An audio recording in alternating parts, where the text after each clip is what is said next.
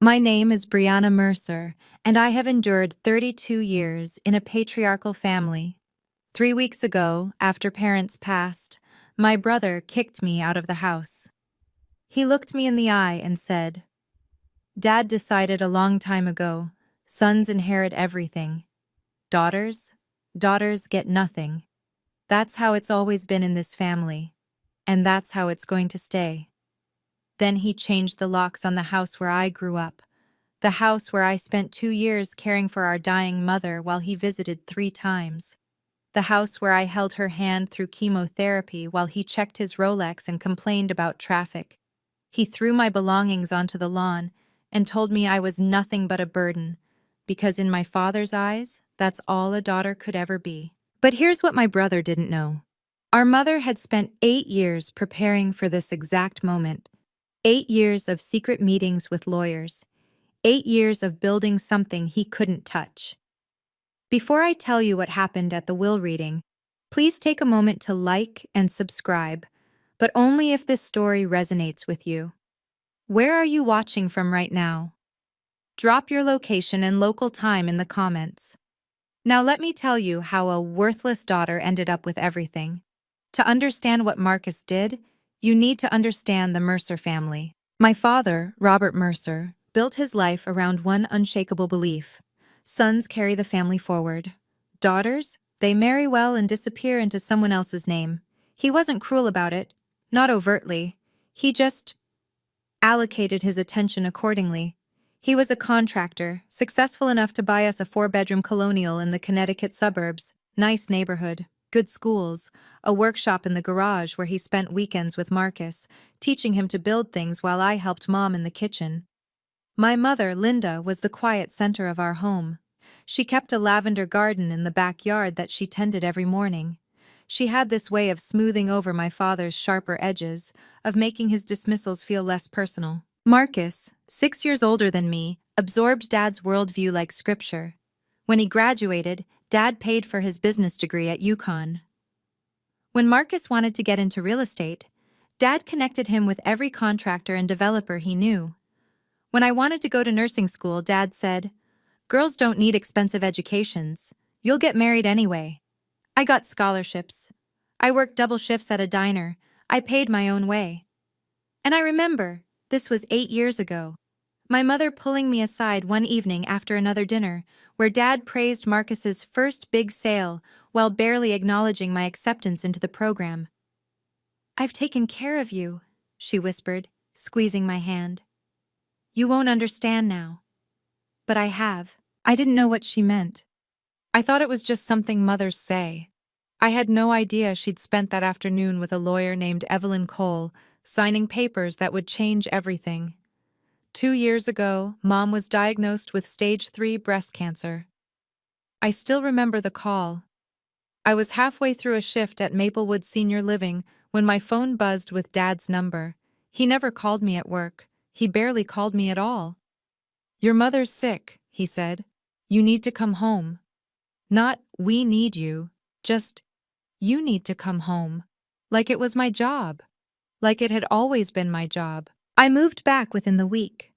I requested night shifts so I could be with Mom during the day.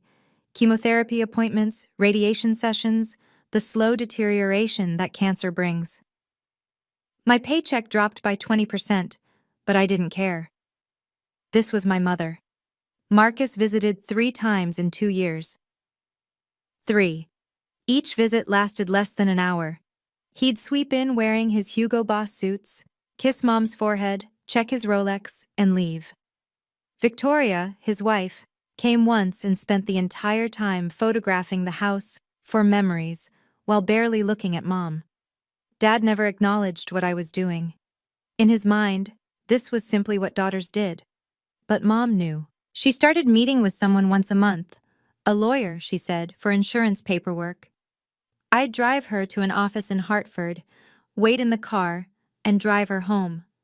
She always seemed lighter afterward, like she'd set something down she'd been carrying too long. "You're such a good girl," she told me one night when I was helping her into bed.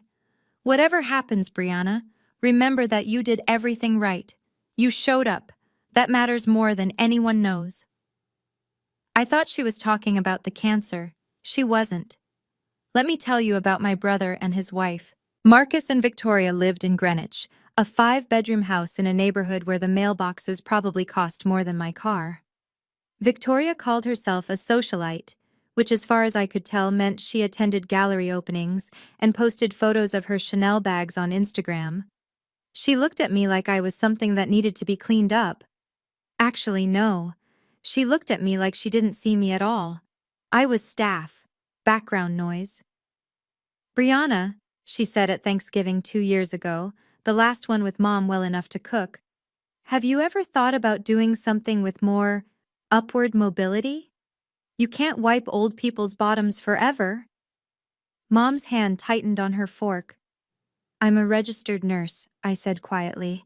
I help people. Victoria's laugh was a delicate, dismissive thing. Of course you do. But the moment that stayed with me came later that night. I'd gone to the kitchen for water and heard Marcus and Victoria in the hallway. Don't worry about her, Marcus said. Dad's already promised everything to me. Has been for years. She's not getting anything. She's just here to play nurse until Mom's gone. Then she can disappear back into whatever sad little life she has. Good, Victoria whispered back. We need this, Marcus. We really need this. I stood frozen behind the kitchen door, water glass in hand. Something was wrong. I didn't know what. But the desperation in Victoria's voice didn't match the Greenwich lifestyle. The designer clothes, the casual superiority. I went back to bed and told myself it didn't matter. I had no idea how much it would. 6 weeks ago, my mother was declared cancer-free. I remember crying in the oncologist's office. 2 years of fear, of watching her shrink and pale and fight. And she'd won. We went out for lunch at her favorite cafe, and she ordered a glass of champagne for the first time since her diagnosis. I want to visit my mother, she said, meaning Grandma Eleanor, who lived at an assisted living facility in Connecticut. Your father's been promising to drive me for months. 4 weeks ago, they finally went. They never came back. A truck driver fell asleep on I-95. The police said it was instant. They said they didn't suffer. I don't know if that's true. I don't know if anyone says anything else. I was working the night shift when I got the call. I remember walking to the stairwell because I couldn't breathe in the hallway, and sitting on the cold concrete steps, my phone on the floor where I'd dropped it, the Connecticut State Police still on the line, asking if I was there. I don't remember what I said. I don't remember driving home. I remember the smell of Mom's lavender garden when I finally pulled into the driveway at 3 a.m., and I remember thinking she would never tend it again. The funeral was 4 days later. St. Andrew's Episcopal, the church where my parents got married. 80 people came. Marcus gave the eulogy. He talked about Dad for 7 minutes. He mentioned Mom's name twice. And before the reception ended, while I was still accepting condolences from people who remembered my mother far better than my brother seemed to, Marcus pulled me aside. We need to talk, he said, about the house. The funeral flowers were still fresh when my brother informed me I no longer had a home. You need to clear out your things by the end of the week, Marcus said, his voice low enough that the other mourners couldn't hear. We were standing in the church vestibule, the stained glass casting colored shadows across his face. The house is mine now. Dad made that clear years ago. I stared at him. My black dress still had a tissue tucked in the sleeve from crying during the service. Marcus, we haven't even read the will yet. The will is just a formality. He straightened his tie. Hermes, I noticed absently. You know how Dad felt. Sons inherit. That's how it's always been. You should be grateful I'm giving you a week. Grateful? The word came out strangled. Look, he softened his voice into something that might have sounded reasonable to anyone who didn't know him. I understand this is hard. You've been living there, taking care of things. But that was your choice. You could have had a real career, a real life. Instead, you chose to play nurse. That's not my fault. Behind him, Victoria was checking her phone, already bored. That's not... Marcus, I took care of Mom for 2 years, while I what? His eyes went hard. While I built something?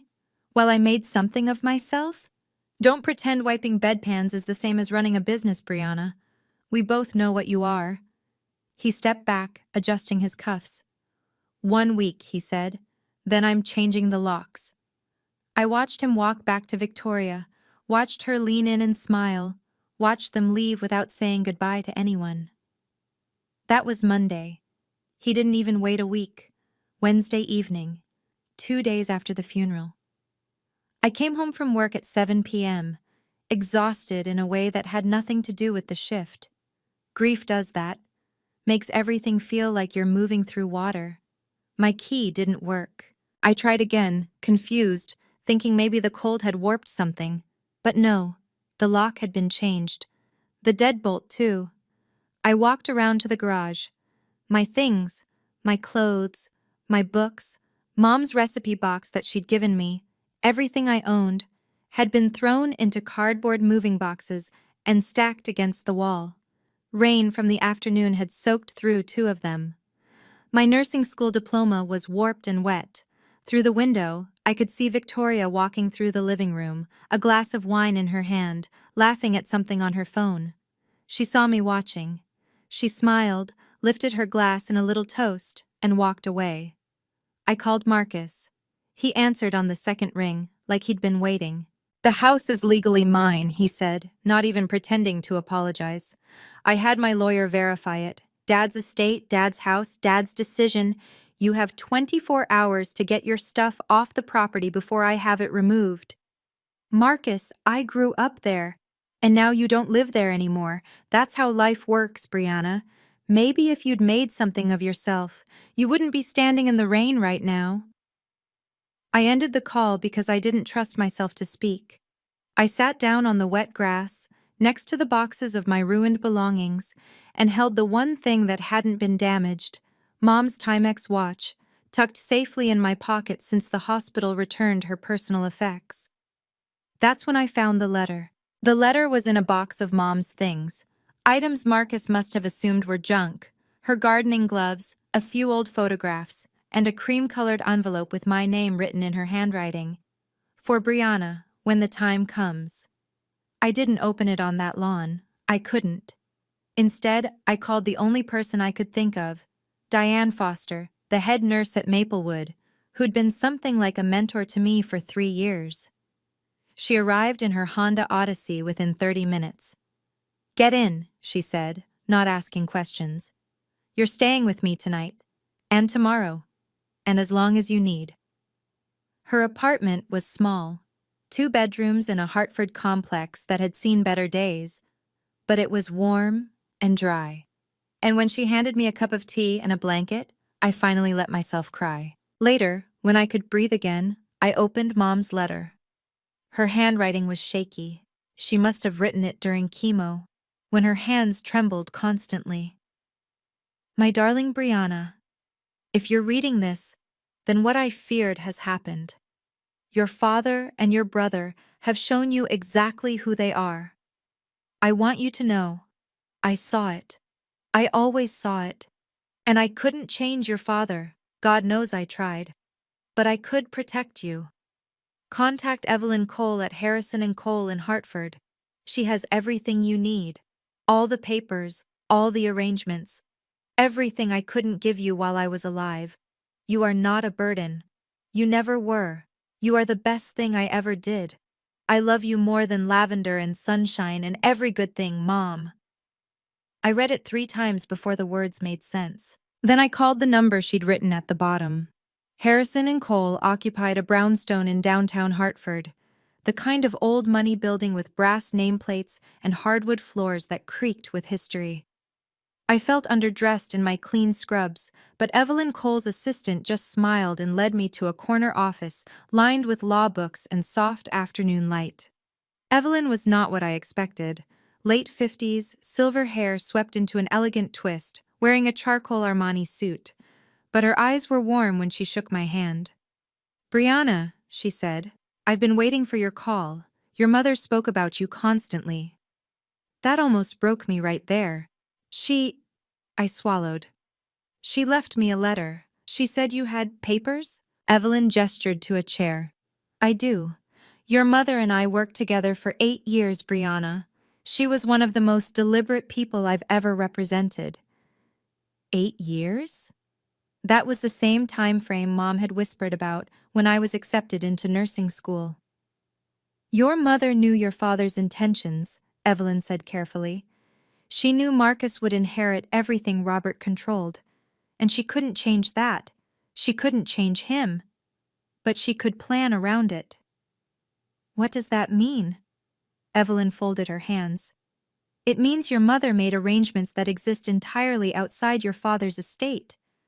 Arrangements that Marcus doesn't know about, that your father didn't know about. The room suddenly felt smaller. What kind of arrangements? The kind you'll learn about at the formal will reading next week. Both your parents' wills need to be read together. She paused. But I want you to trust me until then. Can you do that?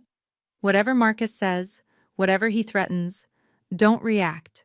Don't sign anything. Just wait. Why? Her smile was almost gentle. Because your mother is about to have the last word. 3 days before the will reading, Marcus called. It was 10 p.m. I was sitting in Diane's kitchen, the lights dim, trying to read a book without absorbing a single word. His name on my phone screen made my stomach clench. Brianna. His voice was friendly, which was somehow worse than hostile. I've been thinking. This situation, us being at odds, it's not good for anyone. You kicked me out of my home 2 days after our parents' funeral, Marcus. I know. I could have handled it better. He actually sounded apologetic. That's why I'm calling. I want to make this right. I waited. I've drawn up a simple agreement, he continued. You sign away any claim to contest the estate, and in exchange I give you $10,000. Cash. Enough to get yourself settled somewhere nice. $10,000. For a lifetime of being told I was less. For 2 years of caring for our mother while he visited 3 times. For every dismissal, every slight, every moment Marcus and my father made me feel like I was taking up space that should have belonged to someone worthier. No. Brianna, be reasonable. You're not going to win anything in probate. Dad's will is clear. All you'll do is spend money on lawyers and drag this out for months. Take the money. Start over. I said no, Marcus. I'll see you at the will reading. His voice hardened instantly. You're making a mistake. You know that, right? You're going to walk out of that room with nothing. Less than nothing. And you'll wish you'd taken this offer. Then that's my choice to make. Fine. He practically spat the word. But remember, I tried to be generous. What happens next is on you. The line went dead. I set down the phone with shaking hands. Then I did exactly what Evelyn told me to do. I waited. I have to pause here and ask you something. Have you ever been pressured to sign something by family? Told you have no right to ask for what's fair? That feeling, that specific helplessness, it stays with you. If this story is hitting close to home, leave a comment. I read every single one, I promise. And if you haven't subscribed yet, now might be the time. Because what happens next at that will reading? It changed everything. The will reading was scheduled for 2 p.m. on a Thursday at Harrison and Cole. The conference room had a mahogany table long enough to seat 12, though only 6 of us were there. Marcus, Victoria, me, Evelyn Cole, her assistant who would serve as witness, and, to Marcus's visible surprise, my grandmother. Eleanor. Marcus's smile faltered when Grandma walked in. I didn't know you were coming. Grandma Eleanor Whitfield was 82 years old and sharper than most people half her age. She wore a navy dress, her silver hair pinned back, and the sapphire ring she'd worn for as long as I could remember glinted on her finger. I was asked to be here, she said simply, taking the seat next to me. By my daughter. Marcus and Victoria exchanged glances. Well, Marcus said, recovering his confidence. The more the merrier, I suppose, though I don't see why we need to make this complicated. Dad's wishes were clear. Evelyn took her place at the head of the table, folders arranged precisely before her. Before we begin, I should note that we will be reading two wills today. Robert Mercer's will and Linda Mercer's will. They are separate documents with separate provisions. Two wills? Victoria frowned. Why would that matter? Everything was jointly owned. Evelyn's expression remained neutral. Not everything, as it turns out. I felt Grandma's hand find mine under the table and squeeze. Marcus straightened his Rolex with a practiced gesture. Fine. Let's get this over with. Read Dad's will first. Evelyn opened the first folder. Very well. Last will and testament of Robert Allen Mercer, dated 14 months ago, witnessed and notarized in Hartford County. The room went quiet. This was it. Dad's will was exactly what Marcus expected. Evelyn read through the standard provisions, executor appointments, debt payments, funeral instructions, before reaching the distribution of assets. To my son, Marcus Robert Mercer, I leave 70% of my personal assets, including my vehicle, my workshop tools and equipment, and my share of all financial accounts held jointly with my wife. Marcus nodded slowly, satisfaction spreading across his features. To my daughter, Brianna Lynn Mercer, I leave 30% of my remaining personal assets. 30% of remaining assets, Victoria murmured, doing the math. After debts and expenses, so basically nothing. That's not, I started. It's fine, Marcus cut in, magnanimous now. Dad's accounts totaled about $80,000. You'll get something, Brianna. Maybe $24,000 after everything's settled. He smiled at me like he was doing me a favor. That's more than I expected Dad to leave you, honestly. Marcus, Grandma said quietly, perhaps you could let the lawyer finish. What's left to finish? He leaned back in his chair, one arm draped over the backrest. The house was Dad's. The money was Dad's. I'm the primary heir. Brianna gets a consolation prize, which is generous under the circumstances. Victoria pulled out her phone, probably already composing a post about her inheritance. Actually, Evelyn said, her voice cutting through Marcus's satisfaction, there's quite a bit left to discuss. Robert's will represents only a portion of your parents' combined estate. Combined? Marcus's confidence flickered. What do you mean, combined? Evelyn closed the first folder and opened the second. Your mother's estate is separate and significantly larger than your father's. The room went very still. Marcus stopped smiling. Wait. Marcus held up a hand. Mom didn't have her own estate. She was a housewife. Everything she had came from Dad. That's not accurate, Evelyn said calmly. It is accurate. I know my own family. Marcus stood up, as if the height would give him authority. Whatever you're about to read, whatever little savings account Mom might have had, it doesn't change anything. Dad made his wishes clear for decades. The son inherits. The daughter takes what she's given and is grateful for it. He turned to me, and the venom was back. This is what I was trying to spare you, Brianna. This embarrassment. You're sitting here hoping Mom left you something. What, her jewelry? Her recipe cards? It doesn't matter. The house is still Dad's. The real money is still Dad's. And you're still the same person you've always been. Marcus, Grandma said, her voice low with warning. He ignored her. I hope you enjoy being homeless, Brianna, because I made sure you have nothing to fall back on. No home, no family support, nothing. Maybe next time you'll think twice before… Mr. Mercer, Evelyn's voice was steel. Sit down. The command was so unexpected that Marcus actually obeyed, dropping back into his chair. I understand you have opinions about how your parents' assets should be distributed, Evelyn continued. But this is a legal proceeding, not a family argument. Your mother's will contains specific provisions that supersede your assumptions. If you interrupt again, I will ask you to leave and receive the information in writing. Victoria grabbed Marcus's arm, whispering something urgent. He sat back, jaw tight. Evelyn picked up the second folder. And now, she said, we address the matter of Linda Mercer's estate, including the final section your mother specifically asked me to read aloud. For one terrible moment, I doubted everything. Marcus's words echoed in my head. Mom was a housewife. Everything she had came from Dad. What if he was right? What if the letter, the lawyer, the promises, what if it was all just a mother trying to comfort a daughter she knew would be left behind? I looked down at the Timex watch on my wrist. Mom's watch.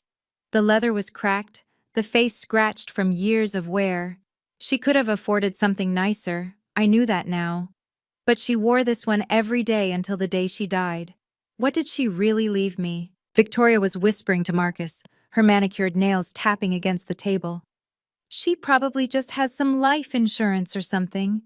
A few $1,000s. Nothing that changes our situation. Our situation. The phrase caught my attention. What situation? Grandma's hand was still in mine under the table. I felt her squeeze again, firmer this time, as if she could sense my wavering. "Brianna," she murmured, so quietly only I could hear. "Your mother was the smartest woman I ever raised. Trust her." I looked at Evelyn, who was watching me with an expression I couldn't quite read. Patient. Almost anticipatory. "I'm ready," I said.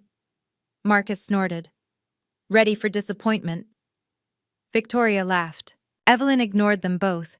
She opened the folder and removed several documents. I could see official seals, notarized stamps, pages dense with legal text. "Last will and testament of Linda Eleanor Mercer," she began. "Updated 18 months ago, witnessed by myself and a notary public of Hartford County. The testator was evaluated by Dr. Sarah Hammond, a board-certified psychiatrist, and declared fully competent to execute this document." She looked directly at Marcus. "The first item is a letter Mrs. Mercer requested I read aloud to all present." Marcus shifted in his seat. 18 months ago? Mom was in the middle of chemo 18 months ago.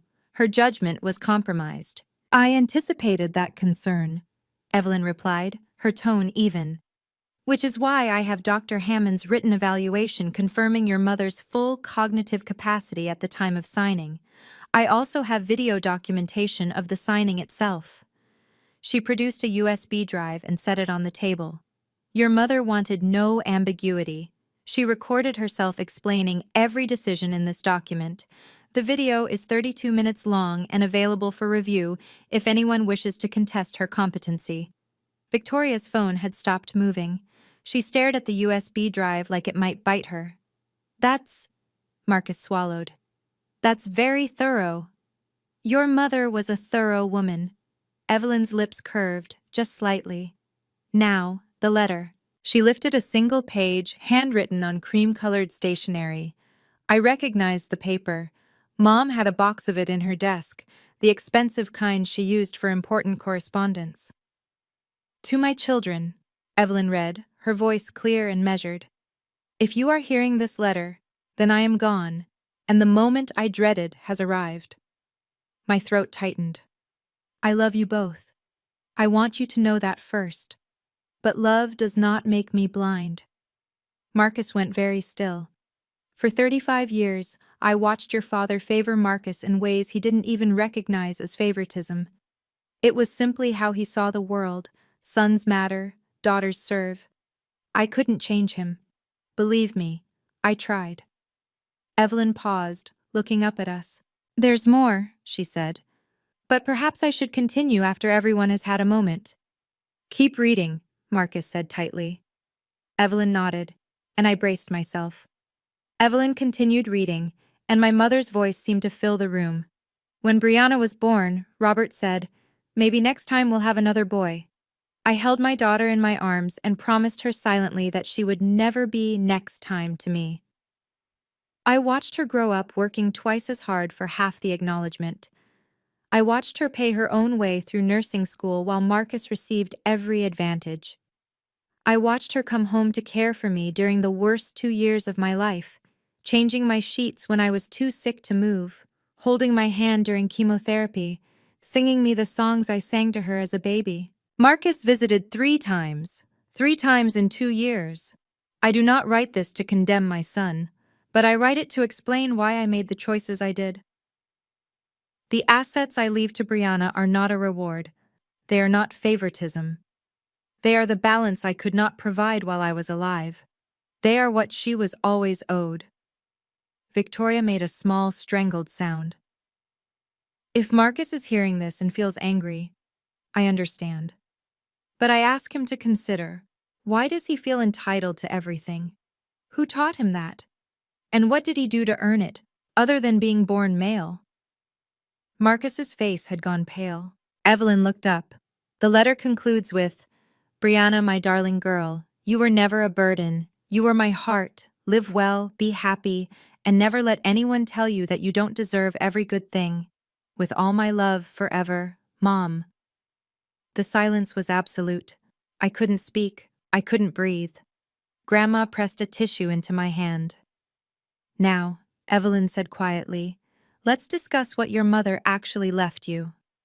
"First," Evelyn said, pulling a document from the folder, "the house."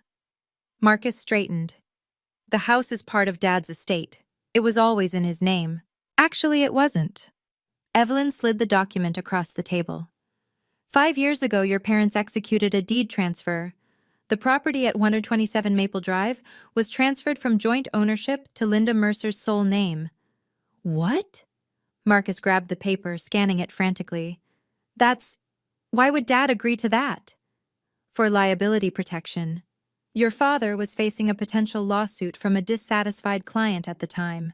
Moving the house into your mother's name protected it from any legal judgments against his business. It's a common estate planning strategy." "I never heard about any lawsuit. It was settled out of court, but the deed transfer remained." Evelyn produced another document. "This is the recorded deed from Hartford County Land Records dated 5 years ago.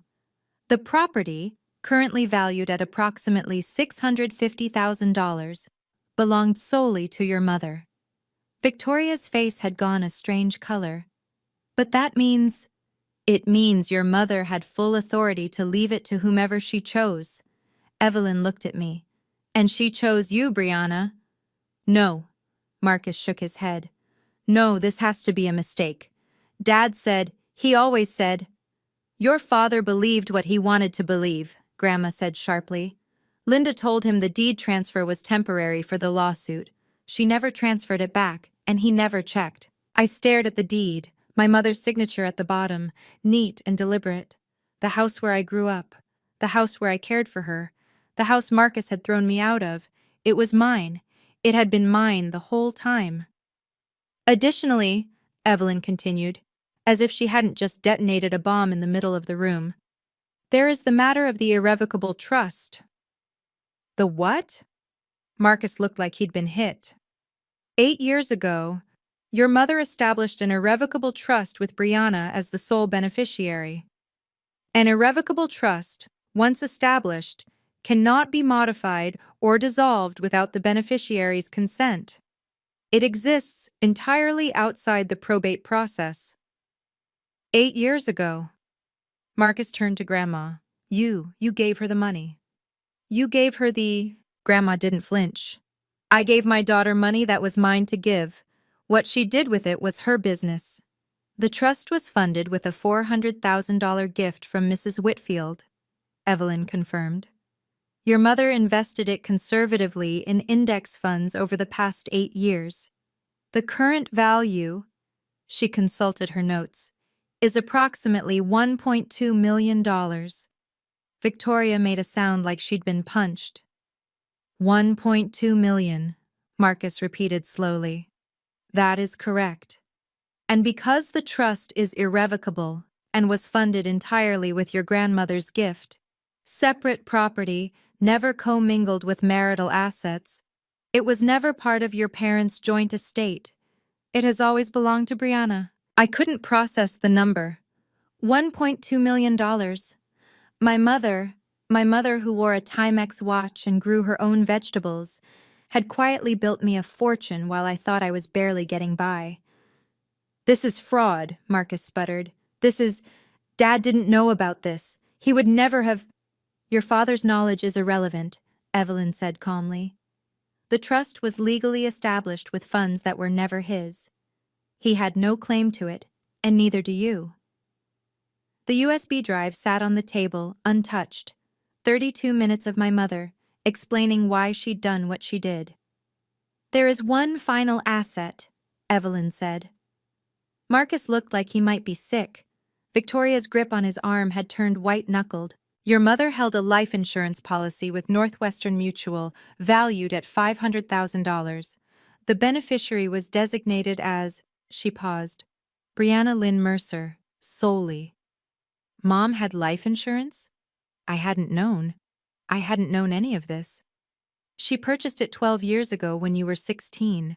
She paid the premiums from her personal account, money your grandmother sent her annually as gifts. Your father was never a named beneficiary. "But I'm her son," Marcus said. And there was something desperate in his voice now, something cracked. "I'm her firstborn. She can't just leave me nothing. She can't." "She didn't leave you nothing, Mr. Mercer." Evelyn pulled out a final page.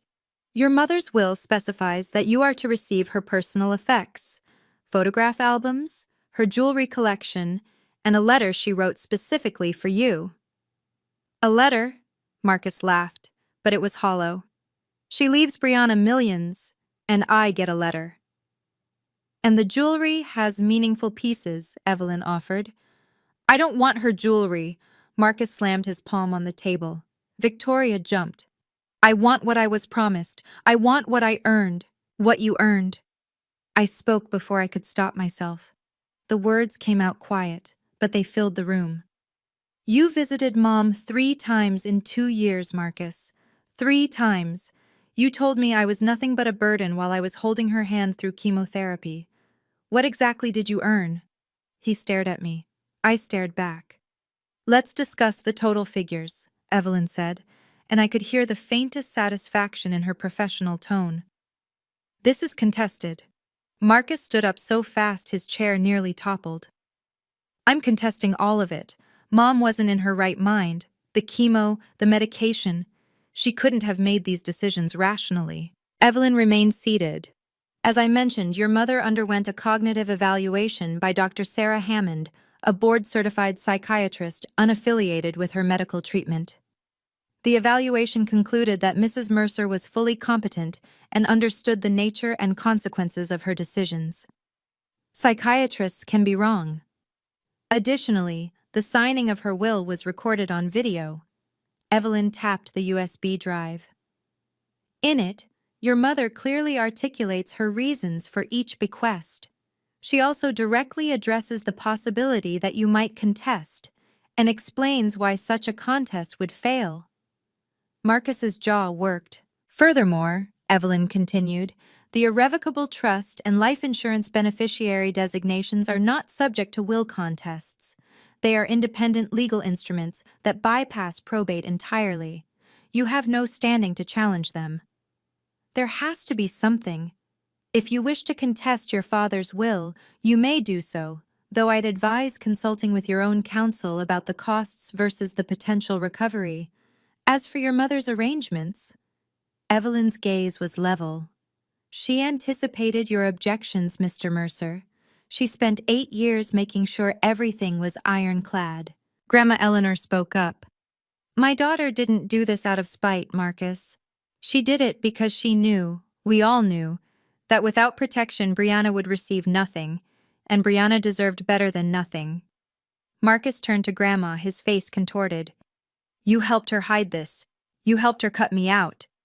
"I helped her protect her daughter," Grandma said simply. "The same thing any mother would do."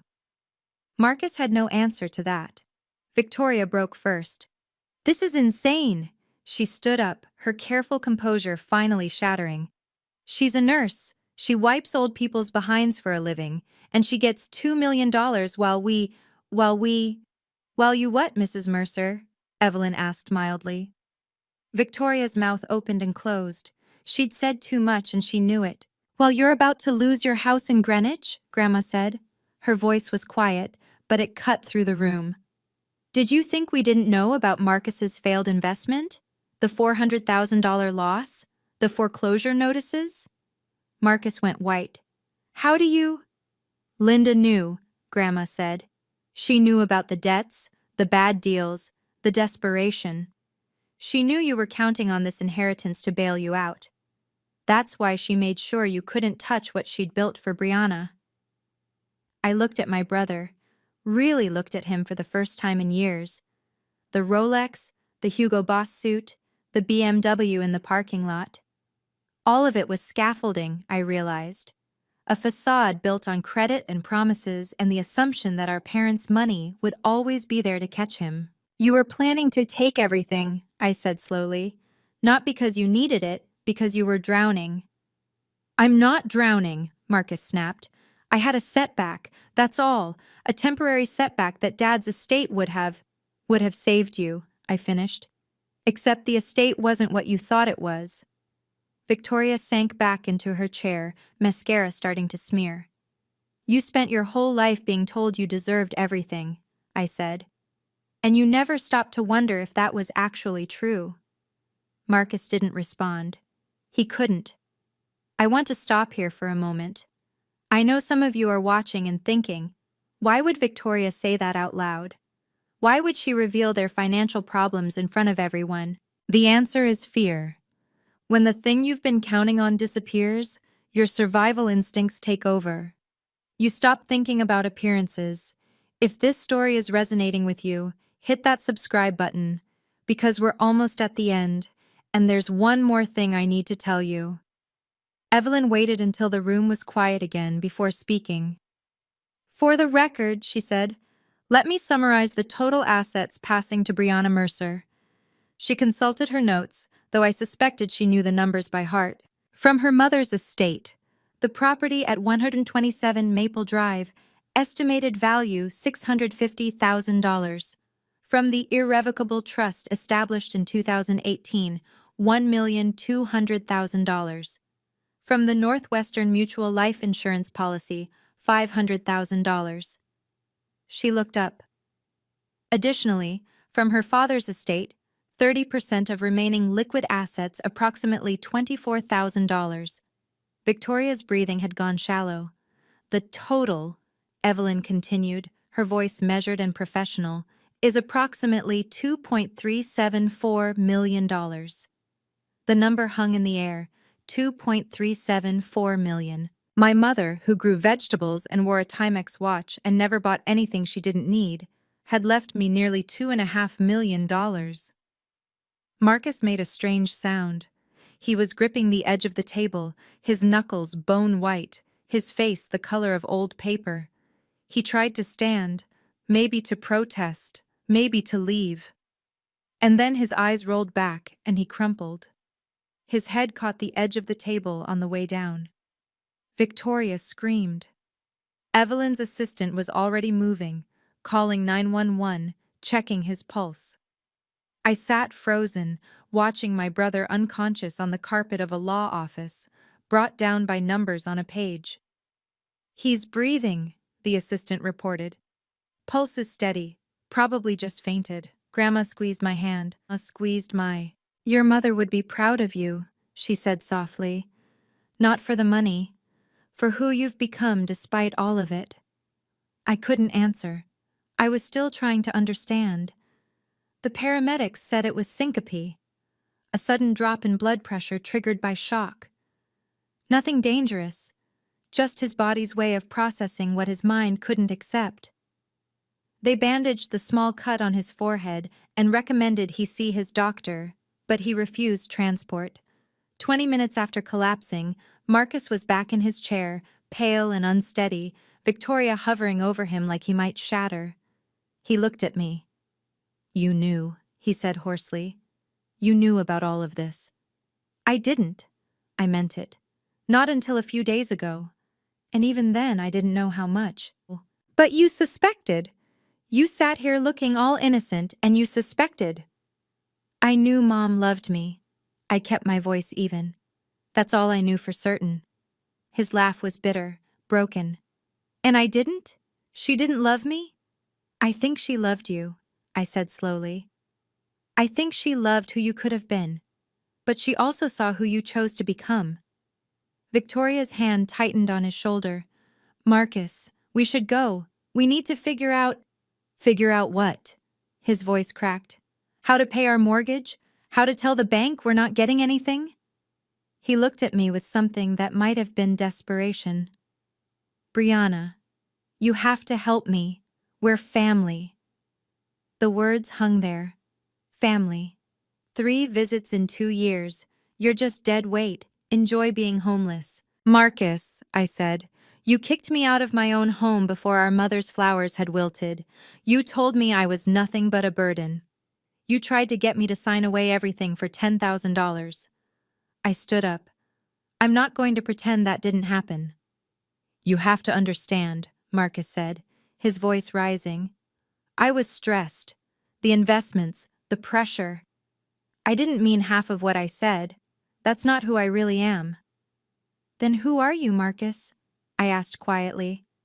Because I've known you for 28 years, and I've never seen any evidence of anyone different. He flinched. I'm not going to let my brother become homeless, I said. I'm not cruel, but I'm also not going to bail you out of decisions you made while treating me like I was worthless. So what then? You just walk away with millions and I get nothing? You get exactly what you earned. I picked up my bag, the same worn leather bag I'd carried through nursing school, through 2 years of night shifts, through every moment my family dismissed me. You get the consequences of your choices, the same way I'm finally getting the consequences of mine. Victoria started to speak, but I held up my hand. If you want to contact me, you can go through Evelyn, but any personal relationship between us? I looked at my brother, this man I'd grown up with, who'd held my hand at our first day of school, who'd become someone I barely recognized. That's going to take time, a lot of time, and honestly, I don't know if we'll ever get there. Brianna, I'm not doing this to hurt you. My voice was steady. I'm doing it because I finally understand something Mom tried to teach me.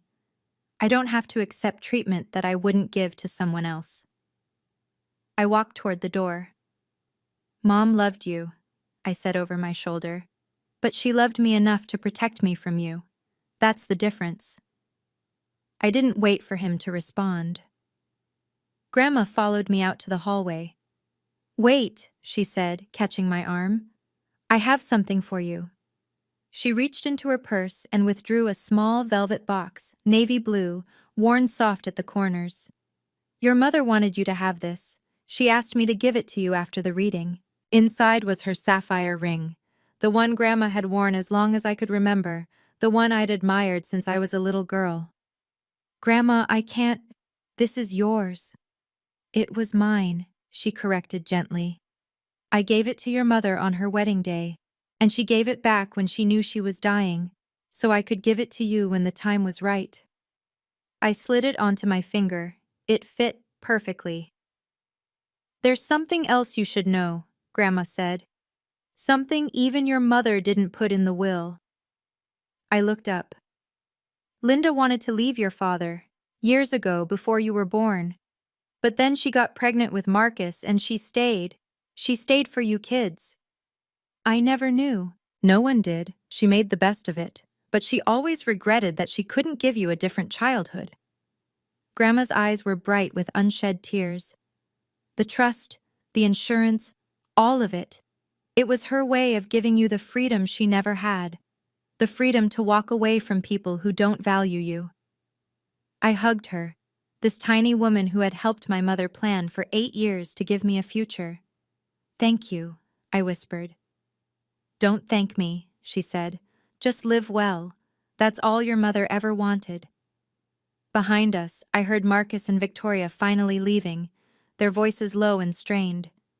I didn't look back. 1 month later, I sat in the office of a financial advisor in Hartford, someone Evelyn had recommended, a woman with 20 years of experience and no interest in getting rich off my inexperience.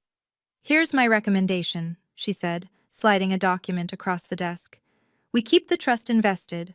Draw only what you need for living expenses. The life insurance goes into a high-yield savings account for emergencies and opportunities. We pay off your student loans immediately. That's about $42,000. And you keep working. Keep working? I'd expected her to suggest I retire, travel, do something extravagant. You love your job, she said simply. Money shouldn't change who you are. It should just give you options. So that's what I did. I paid off my loans, a debt I'd been chipping away at for 6 years, gone in a single transaction. I kept my position at Maplewood, though I switched to day shifts now that I didn't need the night differential. I stayed with Diane for another month while I figured out what to do about the house. Because the house was complicated. It was where I'd cared for Mom, where I'd been thrown out like garbage, where Marcus and Victoria had drunk wine while my belongings soaked in the rain. It was also the place where Mom had grown her lavender garden, where she'd tucked me in at night, where she'd quietly met with lawyers and built a future I never knew existed. I wasn't ready to live there, not yet, but I wasn't ready to sell it either. Rent it, Diane suggested one evening. Let it pay for itself while you figure things out. There's no rush. She was right. For the first time in my life, there was no rush. I had time now. Mom had given me that. 3 months after the will reading, Grandma called me with news. Marcus had to sell the Greenwich house, she said. Victoria filed for divorce last week. I was at work, on my break, sitting in the same stairwell where I'd learned our parents were dead. Strange how places accumulate moments. How do you know? His listing showed up on Zillow, and Victoria's Instagram is very forthcoming. Grandma's tone was dry. She's already rebranding herself as a survivor of narcissistic financial abuse. Direct quote. I almost laughed. Almost. Is he okay? Define okay, Grandma sighed. He's living in an apartment in Bridgeport, still working in real estate, but not at his old firm. I don't think anyone's inviting him to the Greenwich cocktail parties anymore. The version of me from 3 months ago might have felt some satisfaction. The new version, the one who'd had time to process, to grieve, to heal, just felt tired. I don't wish him harm, I said. I know you don't. That's the difference between you and him. Did Mom know?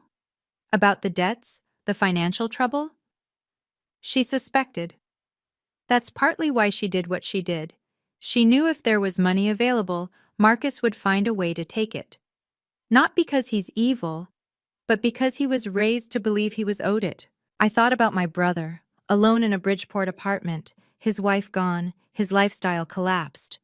I thought about the boy who used to chase me around the backyard, who let me ride on his shoulders at parades.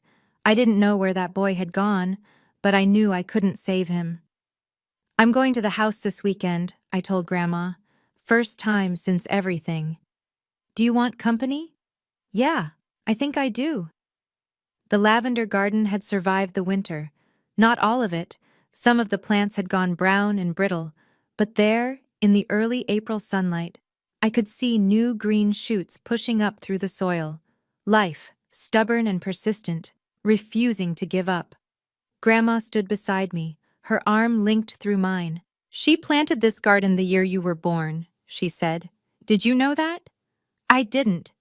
I'd always assumed it was just something Mom enjoyed, not something with meaning. She said lavender was for protection, for purification. She wanted good things to grow around you. I walked through the back door. My key worked perfectly now. I'd had the locks changed weeks ago, and stood in the kitchen where I'd made Mom countless cups of tea, where I'd held her hand through nausea and fear. The house was quiet. Marcus had left it relatively clean when he'd moved out, either out of some remnant of shame or because he'd been too rushed to trash it. Mom's things were still here, her recipe cards in the drawer, her reading glasses on the nightstand, her robe hanging in the closet. I went to her bedroom and sat on the edge of the bed. On the nightstand was a small album I'd never seen before. Inside, photographs of me from infancy to adulthood. First steps, first day of school, nursing graduation, every milestone she'd witnessed. On the first page, in her careful handwriting, for my bravest girl. Grandma sat down beside me. She spent weeks putting that together, she said.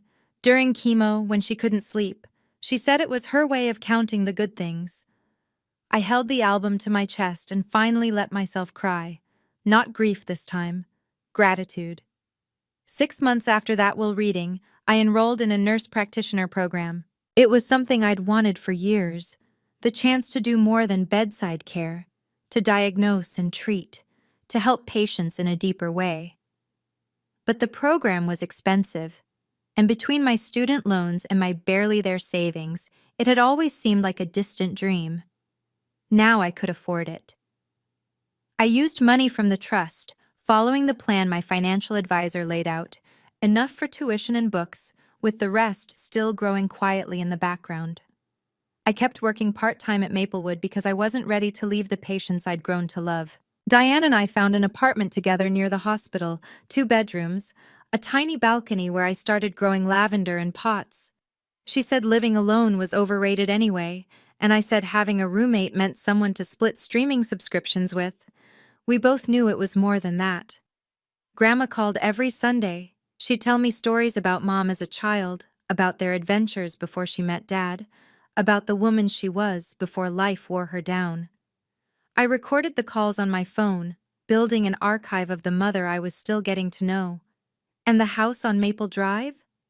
I rented it to a young family, a nurse actually from Maplewood, and her husband and 2 little girls. The older daughter asked if she could take care of the lavender garden. I said yes. I said yes to a lot of things that year. To opportunities, to rest, to the slow process of understanding that I was worth more than I'd been told. My mother didn't give me money. She gave me permission to believe I deserved it. I've thought a lot about why Marcus became who he is. Not to excuse him, there's no excuse for how he treated me, but to understand. My brother grew up being told he was special simply because he was born male. He didn't have to prove anything. The world was his by default. So he never developed the muscles for empathy, for earning what he had, for recognizing that other people's needs mattered as much as his own. Psychologists call it entitlement, the belief that you deserve things without effort. It's not born, it's taught. And once it's there, it's almost impossible to unlearn, because admitting you're not special means admitting your whole identity was a lie. Marcus isn't a monster. He's a product of a system that told him he was worth more than he was, and when reality finally caught up, he didn't know how to handle it. I don't know if he'll ever change. I hope he does. But I also know that his change isn't my responsibility. My responsibility is to myself, to live the life Mom wanted for me, to set boundaries that protect my peace, to remember that walking away from toxic people isn't cruelty. It's survival. If you're watching this and you've been told you're not enough, by family, by partners, by anyone who should have loved you, I want you to know, they were wrong. You were always enough. Sometimes the people who love us protect us in ways we don't see. And sometimes we have to become our own protectors. That's what I learned from my mother. If this story meant something to you, I'd love to hear your thoughts in the comments. Tell me about someone who protected you or someone you wish had. And if you want more stories like this, check the links in the description. Thank you for staying until the end. It means more than you know.